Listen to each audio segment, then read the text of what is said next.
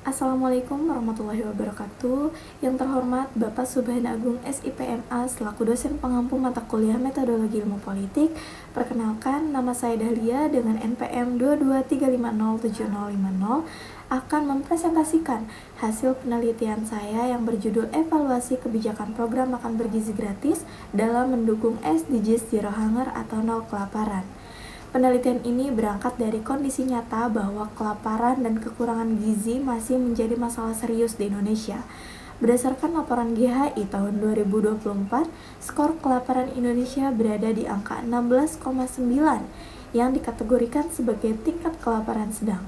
Angka ini dihitung berdasarkan 4 indikator, yakni prevalensi kekurangan gizi, wasting, stunting, serta tingkat kematian anak. Presiden Prabowo Subianto dalam pernyataannya di KTT G20 Brazil mengungkapkan sekitar 25% anak di Indonesia mengalami kelaparan setiap hari. Mengatasi kemiskinan dan kelaparan ini tentu merupakan masalah kepentingan nasional yang serius.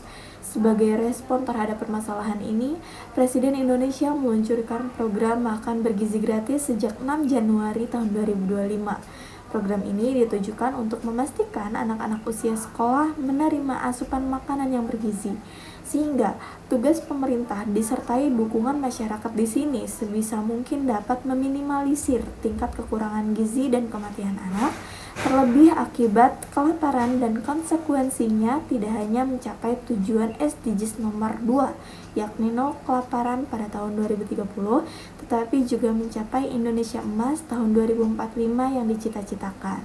Terdapat 3 pertanyaan utama dalam menanggapi latar belakang masalah tersebut, yakni yang pertama, sejauh mana efektivitas program MBG dalam meningkatkan status gizi dan kesehatan siswa untuk mendukung Zero Hunger. Yang kedua, apakah program MBG mampu menjangkau anak-anak yang tidak bersekolah? Dan yang ketiga, apa saja tantangan dan hambatan dalam pelaksanaan program MBG? Selanjutnya, penelitian ini bertujuan untuk mengevaluasi efektivitas program MBG dalam mendukung pencapaian SDGs Zero Hunger, menganalisis kesenjangan akses makan bergizi antara anak sekolah dan anak tidak sekolah, serta memberikan rekomendasi kebijakan yang lebih inklusif dan berkelanjutan. Penelitian ini juga mengacu pada teori kebijakan publik, khususnya model implementasi kebijakan milik Charles Elaine Bloom yang menekankan pendekatan inkremental dalam pengambilan keputusan. Selain itu, teori pembangunan berkelanjutan juga menjadi landasan utama, terutama dalam konteks pencapaian Zero Hunger. Program MBG sendiri dianalisis sebagai bentuk intervensi kebijakan negara dalam menjawab permasalahan ketahanan pangan dan gizi anak-anak di Indonesia. Menanggapi beberapa hal yang sudah saya jelaskan tadi, pada penelitian ini saya menerapkan pendekatan kualitatif dengan metode studi kepustakaan. Pendekatan ini dipilih untuk mengevaluasi kebijakan MBG dengan mengkaji berbagai sumber sekunder seperti jurnal ilmiah, laporan pemerintah, dan publikasi-publikasi dalam media massa lainnya. Teknik analisis yang digunakan adalah deskriptif analitis dengan fokus pada isi dan konteks dari data yang diperoleh guna memahami secara mendalam terkait dampak, tantangan, dan peluang kebijakan ini dalam mendukung SDGs 2 atau Zero Hunger. Hasil penelitian ini menunjukkan hingga 29 April tahun 2025, program MBG telah menjangkau sekitar 3,2 juta anak dari target awal 6 juta anak dalam periode Januari hingga Agustus. Program yang ditujukan untuk meningkatkan status gizi anak sekolah serta mendukung pengentasan stunting dan kemiskinan melalui pemberian makanan bergizi secara gratis ini dalam implementasinya belum menyentuh anak-anak yang tidak bersekolah secara menyeluruh, yang padahal kelompok ini sangatlah rentan terhadap kelaparan. Terlebih, mereka seringkali termasuk dalam keluarga termiskin dan sangat membutuhkan intervensi gizi. Hal ini menjadi sorotan penting karena mereka justru tidak mendapatkan akses terhadap program MBG. Hingga Mei tahun 2025, tidak ada data yang menunjukkan cakupan program ini pada anak-anak yang tidak bersekolah. Padahal, data dari Good Stats tahun 2024 terdapat sekitar 6,37% anak usia 13 hingga 15 tahun dan 19,2% anak usia 16 hingga 18 tahun yang tidak bersekolah.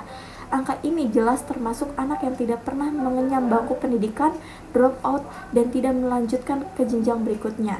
Di samping itu, MBG telah menunjukkan dampak positif terhadap peningkatan tingkat kehadiran siswa, seperti yang terjadi di SDN 3 Warung Kiara Sukabumi yang meningkat dari 70 hingga 80% menjadi 100% sejak program MBG diterapkan. Serta MBG juga berperan dalam pemberdayaan ekonomi lokal melalui keterlibatan UMKM dan petani lokal sebagai penyedia bahan pangan.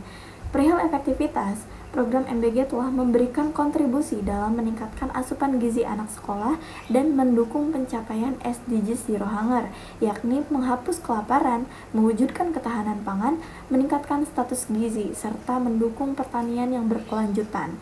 Secara khusus, prevalensi stunting di Indonesia yang masih berada di angka 21 hingga 5% menjadi target utama dalam program ini, sehingga pemerintah menargetkan penurunan angka tersebut hingga di bawah 14% pada tahun 2029. Namun, efektivitas ini belum menyeluruh karena ada beberapa masalah utama yang teridentifikasi, yakni mencakup kualitas makanan, distribusi yang tidak merata, koordinasi antar instansi yang lemah, serta kurangnya sosialisasi dan petunjuk teknis pelaksanaan. Berdasarkan hasil penelitian yang telah saya sampaikan tadi, dapat disimpulkan bahwa program MBG memberikan dampak positif dalam meningkatkan status gizi anak-anak yang kontribusinya sejalan beriringan terhadap pencapaian tujuan pembangunan berkelanjutan nol kelaparan. Namun, penelitian juga menunjukkan bahwa MBG belum sepenuhnya menjangkau kelompok yang paling rentan, terutama anak-anak yang tidak bersekolah atau putus sekolah yang justru memiliki resiko tinggi terhadap kelaparan dan malnutrisi. Meskipun program ini telah berhasil dalam beberapa aspek, masih terdapat kesenjangan serius dalam distribusi manfaat yang menjadi hambatan utama dalam menjawab permasalahan kelaparan secara menyeluruh di Indonesia. Kelemahan yang mendasarinya ialah pendekatan universal yang diterapkan tanpa mempertimbangkan latar belakang sosial ekonomi penerima manfaat, sehingga anak-anak dari keluarga mampu juga menikmati fasilitas ini, sementara anak-anak miskin yang tidak bersekolah justru terabaikan. Untuk itu, selanjutnya saya harap agar program MBG dapat lebih inklusif, tepat sasaran, dan berkelanjutan dengan melakukan pemetaan prioritas penerima berbasis data stunting, kemiskinan, ATS, maupun wilayah terpelosok.